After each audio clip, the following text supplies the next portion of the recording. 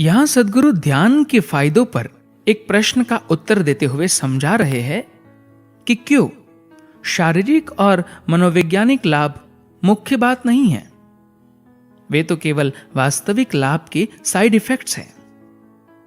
जो वास्तविक लाभ है वह धीरे धीरे विकसित होता है।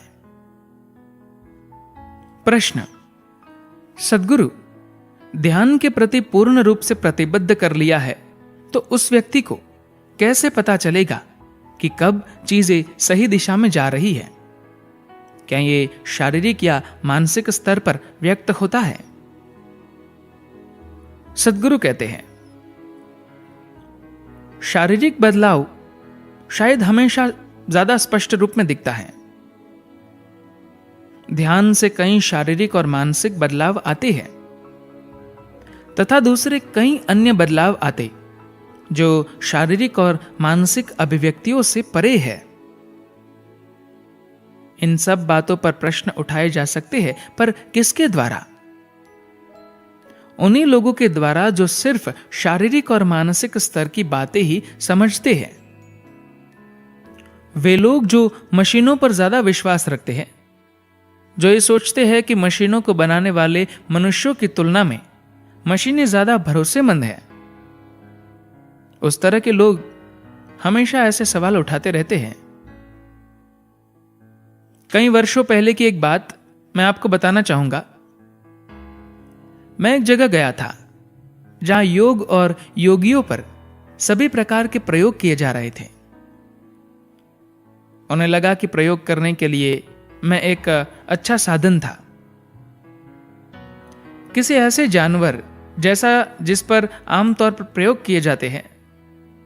सामान्य रूप से मैं अपने आप को ऐसी बेहूदगियों में नहीं फंसने देता, पर उस समय मुझे उनके लिए कुछ करना था, इसलिए मैं तैयार हो गया। उन्होंने मुझे बताया कि वे मेरे दिमाग में गामा तरंगों पर परीक्षण करना चाहते हैं। मुझे मालूम भी नहीं था कि मेरे दिमाग में ऐसी तरंगे भी थी। मेरे शरीर के अलग अलग भागों पर, खास तौर पर सिर के भाग में 14 इलेक्ट्रोड्स लगाए और फिर मुझे बोला, अब आप ध्यान कीजिए। मैंने कहा, मैं कोई ध्यान नहीं जानता। वे बोले, नहीं नहीं, आप तो हर किसी को ध्यान सिखाते हैं। मैंने जवाब दिया, मैं लोगों को ध्यान सिखाता हूं क्योंकि वे एक स्थान पर स्थिर नहीं बैठ पाते, तो उन्हें बैठाए रखने के लिए मुझे उनको कुछ सिखाना पड़ता है। तो वे बोले, ठीक है, तो बताइए आप क्या कर सकते हैं? मैंने कहा, अगर आप कहे तो मैं बस स्थिर बैठा रहूंगा। तब उन्होंने कहा, ठीक है, वैसा ही कीजिए। तो मैं बैठ गया। लगभग 15 से 20 मिनट बाद मुझे ऐसा लगा जैसे कोई मेरे घुटनों पर धातु की किसी चीज से मार रहा था। फिर उन्होंने मेरी कोहनियों और टखनों पर मारना शुरू किया। सभी ऐसी जगहों पर जहां सबसे ज्यादा दर्द होता है। मैं नहीं जानता था कि उन्हें मेरे जोड़ों में क्या रुचि थी। यह लगातार होता रहा और फिर उन्होंने मेरी पीठ पर मारना शुरू किया। मेरी रीढ़ अत्यधिक संवेदनशील है और जब वे मेरी पीठ पर मारने लगे तो मुझे लगा कि अब मुझे उनको बता देना चाहिए। अगर वे मुझे बाहर लाना चाहते थे तो उनके बाहर आ जाइए कहने से मैं 1 मिनट का समय लेकर बाहर आ जाता। यह सब करने की क्या जरूरत थी? जब मैंने आंखें खोली तो वे सब मेरी ओर अजीब नजरों से देख रहे थे। क्या मैंने कुछ गलत किया? मैंने पूछा। वे बोले, नहीं, पर हमारी मशीन के अनुसार तो आप मर चुके हैं। मैंने कहा, अच्छा, यह तो बहुत जबरदस्त निदान है। फिर उन्होंने एक दूसरे से विचार विमर्श किया और कहा, या तो आप मर चुके हैं या आपका दिमाग मर चुका है। मैं बोला, यह आपका दूसरा निदान बहुत अपमानजनक है। मैं पहली बात स्वीकार कर लूंगा, आपको जो कहना हो कहिए, लेकिन मैं जिंदा हूं, इसलिए आपके कहने से फर्क नहीं पड़ेगा। पर दिमागी रूप से मृत होने का प्रमाण पत्र कोई अच्छी बात नहीं है। शारीरिक रूप से और मानसिक रूप से आपकी ये बढ़ी हुई योग्यता लोगों की भीड़ में भी आपको अलग खड़ा कर देगी, अगर आप क्रियाएं पर्याप्त रूप से करें। अगर आप अपने जीवन को इस तरह की टूटी फूटी जानकारी और आधे अधूरे ज्ञान के आधार पर देखेंगे तो निश्चित रूप से आप गलत परिणाम निकालेंगे। लेकिन फिर भी ये महत्वपूर्ण है, क्योंकि दुनिया आजकल ऐसे ही चलती है। चूंकि मैं अपने आप पर ऐसे परीक्षण फिर से नहीं कराना चाहता था, तो मैंने अपने कुछ साधकों से उनके दिमाग का परीक्षण कराने को कहा। देश के एक प्रसिद्ध संस्थान में परीक्षण किए गए और उन परीक्षकों को क्या पता चला, ये कि इन साधकों के दाएं और बाएं दिमाग के बीच एक अद्भुत समन्वय, एक तालमेल है। उन परीक्षकों ने कहा, हमने आज तक कभी ऐसा नहीं देखा था, और ये उन साधकों की स्थिति थी जिन्होंने ये क्रिया बस 3 महीने या उससे थोड़े ही ज्यादा समय तक की थी। जीवन के संदर्भ में इसका अर्थ ये होता है कि अपने 5 ज्ञानेंद्रियों से आपको जो भी जानकारी मिलती है वो सामान्य रूप से बाएं दिमाग में होती है। जो भी जानकारी आपके शरीर के बाकी भागों से मिलती है, जो तार्किक नहीं होती, जो छोटे छोटे टुकड़ों में नहीं होती, बट जिसमें एक रूपता होती है और जो आपके जीवन के लिए अत्यंत आवश्यक होती है, वो आपके दाएं दिमाग में होती है। जो तार्किक काम नहीं करता, आप शायद इसके प्रति जागरूक न हो, पर आप हमेशा इन सूचनाओं का उपयोग करते रहते हैं, वरना आप यहां हो ही नहीं सकते। जब तक आपके बाएं और दाएं दिमाग के बीच सक्रिय तालमेल नहीं होता, तब तक आप ये सूचनाएं होशपूर्वक प्राप्त नहीं कर सकते।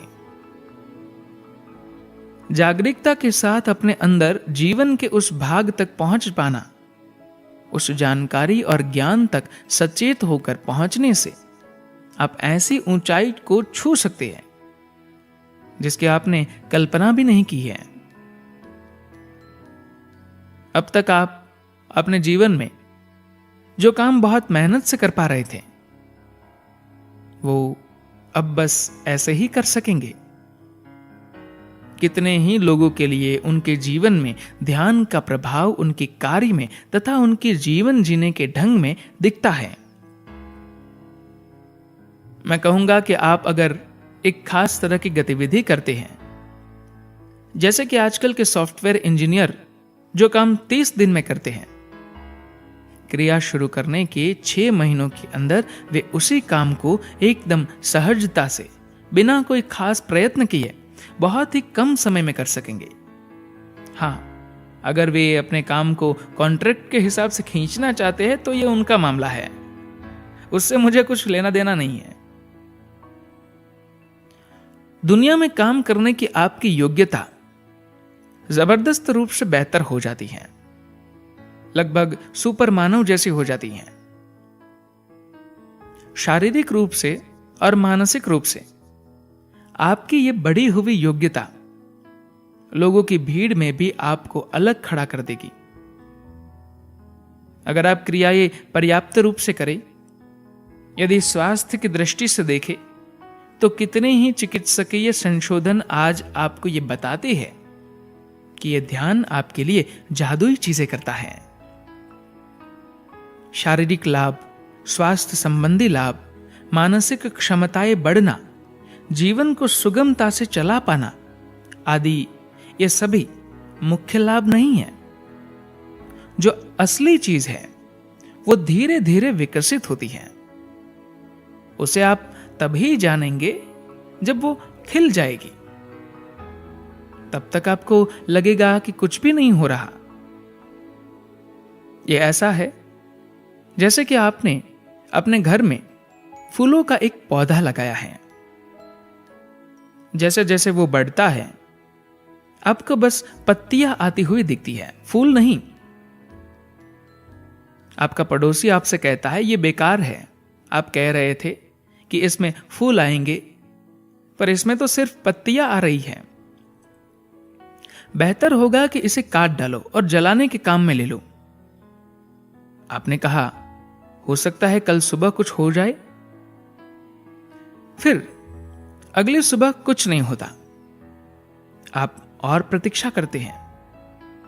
अगले दिन, फिर एक और दिन, धीरे धीरे पूरा साल निकल जाता है, और कई साल। अगर आपको यह पता न होता कि इस पेड़ में फूल आने में कितना समय लगेगा, तो आपने इसे अब तक सैकड़ों बार कटवा दिया होता। लेकिन अगर आप इसका पोषण करते रहे, तो एक दिन जब इसमें फूल लगेंगे, तब ये अपनी पूरी बहार में होगा। तभी आप समझेंगे कि इस पेड़ में पत्तियां महत्व की नहीं थी, इसकी छाया का भी कोई खास महत्व नहीं था, इसका ऑक्सीजन देना भी उतनी महत्व की बात न थी। असली चीज थी ये फूल। आखिरकार इसमें फूल आ गए और ये अतुलनीय रूप से सुंदर हो गया। धन्यवाद।